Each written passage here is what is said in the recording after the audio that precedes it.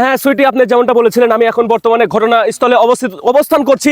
আমি এখানে এসে যেমনটা জানতে পারলাম যে 7-8টা বখাটে যুবক তারা কেমন যেন একটা আধ্যাত্মিক গাড়ি নিয়ে এসে গাড়ি হুটহাট করে নেমে তাদের পুরো আবাসস্থলটা ঘিরে ফেলে। আমি বিশ্বস্ত সূত্রে খবর পেলাম যে তাদের কোনো এক বিশেষ একটা ফাঁদের মাধ্যমে তাদেরকে আটক করে তারা কোনো এক টর্চার সেলে নিয়ে যাবে। নিকটস্থ যারা আছে তারা থানায় কমপ্লেন করেছে, কিন্তু এখন পর্যন্ত কোনো পুলিশ বা সেনাবাহিনী তারা এখন পর্যন্ত এসে এখানে উপস্থাপন করতে পারেনি। আসলে এমন পরিস্থিতির জন্য পুরা গ্রামবাসী আসলে খুবই আতঙ্কের মধ্যে আছে যে আসলে কি হচ্ছে এখানে, আসলে এর পিছনে কার হাত, কার ইশারায় এই কাজটা হচ্ছে, আসলে কে এগুলা করাচ্ছে। এগুলো আমাদের সাথে থাকুন, এখনই আমরা আপনাদেরকে দেখাবো, চলুন দেখে আসি। আপনারা দেখতে পাচ্ছেন আসলে তারা কিন্তু বাঁচার জন্য আসলে খুবই ছটফট করছে। আমি ঘটনাস্থলে এসে যেটা দেখতেছি তাদেরকে অনেক জনকে কিন্তু আটক করা হয়েছে। তাদের কাছে আপনারা দেখতে পাচ্ছেন এমন একটা আধ্যাত্মিক যন্ত্র যেটা ফেলে তারা কিন্তু অনেকে আটক করে ফেলেছে ইতিমধ্যেই।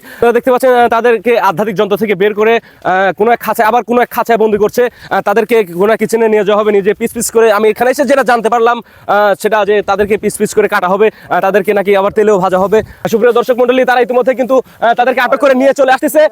তা দেখতে পাচ্ছেন অনেকে আটক করেছে। তো সুপ্রিয় দর্শক মন্ডলী, এখানকার আবহাওয়া প্রচন্ড খারাপ, তো আমাদের এখানে আর থাকা যাবে না। এখানে যদি আমরা থাকি তা আমরা যে কোনো মুহূর্তে আটক করতে পারি। ক্যামেরাম্যান, তুমি তাড়াতাড়ি চলে আসো, আমিও চলে যাচ্ছি। এখানে থাকলে আমাদের যে কোনো সময় বিপদ ঘটতে পারে। সো আমরা চলে যাচ্ছি, আমি আর কোনো খবর টবর দিতে পারবো না আপা, আমি লাইন থেকে বের হয়ে যাচ্ছি। ক্যামেরা বন্ধ করো।